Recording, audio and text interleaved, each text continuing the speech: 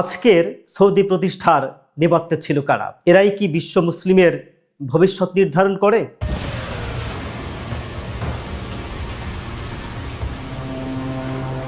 18 শতকের আরবের মরুভূমি, যেখানে একদিকে ছিল কঠোর মতবাদের অন্যতম প্রচারক ইবনে মোহাম্মদ আব্দুল ওয়াহাব, আরেকদিকে ছিল গোত্রপতি মোহাম্মদ ইবনে সৌদ। 1744 সালে দিরিয়াতে এই দুজনের মধ্যে এক রক্তমাখা চুক্তি হয়, যেখানে ওয়াহাব দিবেন ধর্মীয় বৈধতা আর ইবনে সৌদ দেবেন তলোয়ারের শক্তি। এই জোটকে চিরস্থায়ী করতে ইবনে সৌদ স্বয়ং ইবনে আব্দুল ওয়াহাবের মেয়েকে বিয়ে করেন। ধর্মার সিংহাসন যখন একই পরিবারে মিশে গেল, তখন জন্ম নিল এক ভয়ঙ্কর শক্তি। কিন্তু এই দেশি জোটের আড়ালে আসল কলকাঠি নাড়ছিল এক বিদেশি শক্তি, ব্রিটেন। ব্রিটিশ গোয়েন্দারা জানত উসমানীয় তুর্কিদের সরাসরি হারানো অসম্ভব, তাই তারা আকিদাগত ফাটলকে পুঁজি করে এক মাস্টার প্ল্যান সাজালো। ব্রিটিশরা আরবের সাধারণ মানুষের মগজে এক বিষ ঢুকিয়ে দিল। তুর্কিরা হচ্ছে বিদেশি শক্তি, তারা কেন মক্কা মদিনা শাসন করবে?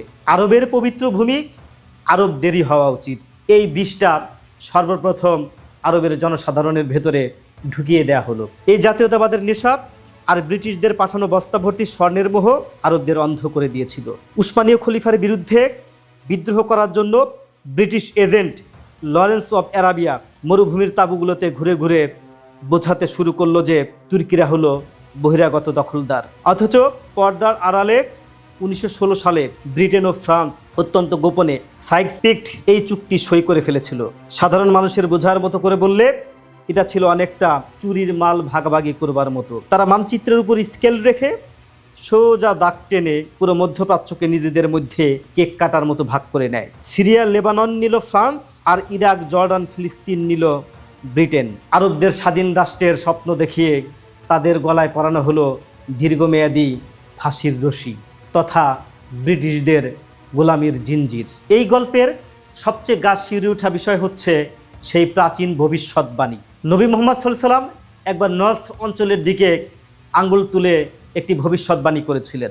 সেখান থেকে ফিতনা আর শয়তানের শিং, কর্ন অফ শয়তান উদয় হবে। ইতিহাস যখন দেখা যায়, এই নর্থ থেকেই ওয়াহাবি সৌদ জোটের উত্থান ঘটেছিল এবং তারা মক্কা মদিনা দখলের সময় যেভাবে জান্নাতুল বাকির সাহাবীদের মাজার গুড়িয়ে দিয়েছিল আর সাধারণ মুসলিমদের রক্ত ঝরিয়েছিল, তখন অনেকের মনেই সেই শয়তানের শিংয়ের কথা মনে পড়ে যায়। ব্রিটিশরা সরাসরি জমি দখল করেনি, কিন্তু তারা কি করেছিল? তাদের অনুগত দাসদেরকে আরবের বিভিন্ন জায়গায় রাষ্ট্রপ্রধান বানিয়েছিল। রাষ্ট্র ক্ষমতায় তারা বসিয়েছিল তাদের দাসদের। ফলে যা হলো, মানচিত্রে দেশ বাড়ল ঠিকই, কিন্তু প্রতিটি দেশের রিমোট কন্ট্রোল রয়ে গেল লন্ডন আর প্যারিসের হাতে। আজও সেই ওয়াহাবি সৌদি জোটের চড়া মূল্য দিতে হচ্ছে পুরো মুসলিম উম্মার। আরবের সেই বিশাল খনিজ সম্পদ আর তেলের টাকা মানে পেট্রো ডলার আজ মুসলিমদের কল্যাণে না লেগে চলে যাচ্ছে পশ্চিমা ব্যাংকগুলোতে। তারা কোটি কোটি ডলার খরচ করে পশ্চিমাদের কাছ থেকে অস্ত্র কিনছে, আর সেই অস্ত্রই ব্যবহার করা হচ্ছে মুসলিমদের উপর। পশ্চিমা দেশগুলো এই আকিদাগত দ্বন্দ্বকে উস্কে দিয়ে একদিকে তাদের অস্ত্রের বাজার গরম রাখছে, অন্যদিকে মুসলিমদের ঐক্যকে চিরতরে ধূলিসাৎ করে দিচ্ছে। ফিলিস্তিন থেকে কাশ্মীর, আজ মুসলিম বিশ্বের এই করুণ অবস্থার মূলে রয়েছে সেই নজদের মরুভূমির ষড়যন্ত্র। ব্রিটিশ স্বর্ণ আর ক্ষমতার লোভে খলিফার পিঠে যে ছুরি মারা হয়েছিল, তার রক্তক্ষরণ আজও থামেনি। ইতিহাস আমাদের চোখে আঙুল দিয়ে দেখিয়ে দেয়, ঘরের শত্রু যখন বাইরের শক্তির দালালি করে, তখন এক বিশাল জাতি স্রেফ দাসে পরিণত হয়। সেজন্যই আজও আমরা দেখতে পাচ্ছি মুসলিম উম্মা কত বিভেদের বেড়াজালে আক্রান্ত হয়ে আছে। মুসলিম উম্মা এক হতে পারছে না। ফতোয়া দিয়ে দিয়ে মুসলিম উম্মাকে বিভক্ত করা হচ্ছে। যতদিন মুসলিম উম্মা এই বিভাজন থেকে যাবে, ততদিন পর্যন্ত মুসলিমরা বিশ্বে মাথা তুলে দাঁড়াতে পারবে না। মুসলমানদের উপর অত্যাচারীর খড়গ বিদেশিরা তথা ভিনদেশিরা চালাবেই।